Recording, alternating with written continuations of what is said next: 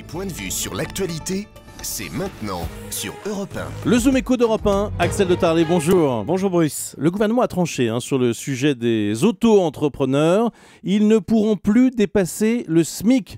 Les entreprises du bâtiment se plaignaient en fait d'une concurrence déloyale.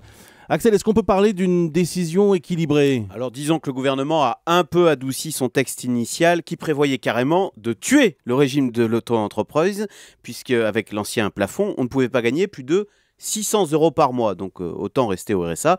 Donc là, ce nouveau texte double ce plafond au niveau du SMIC, puisque 19 000 € maximum par an, une fois payé les taxes, ça fait le SMIC. Alors, c'est mieux.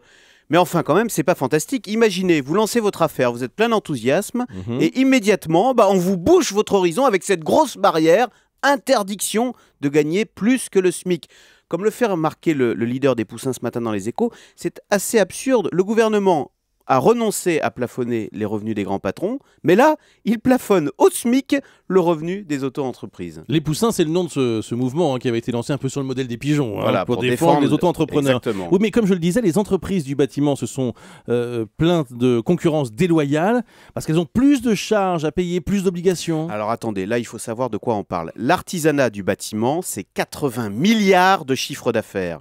Les auto-entreprises qui exercent dans le bâtiment, c'est moins de 700 millions. Donc, on est dans un rapport de 1 à 100. Écoutez, c'est comme si un hypermarché se plaignait de la concurrence déloyale de la petite supérette de quartier. Non, dans cette affaire, il y a un lobby du bâtiment qui a réussi son coup. Enfin, les auto-entrepreneurs peuvent aussi monter une vraie entreprise.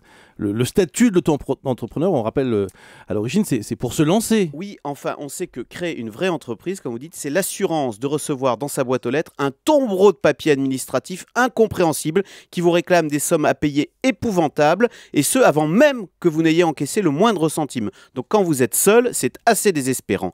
Alors justement d'ailleurs, et c'est la bonne nouvelle dans cette affaire, le gouvernement promet du coup de simplifier ces démarches pour les très petites entreprises, pour les particuliers qui se lancent. Donc ça, c'est une excellente initiative, car quand on simplifie, ça marche. Et regardez justement le succès des auto-entrepreneurs. 1 million de gens se sont immédiatement levés pour créer leur petit business. Ça, c'est fantastique. Le nouveau statut des auto-entrepreneurs, c'est mieux, mais c'est quand même pas énorme. Merci beaucoup, Axel de Tarlet. Le SMIC, ça fait pas rêver. Voilà.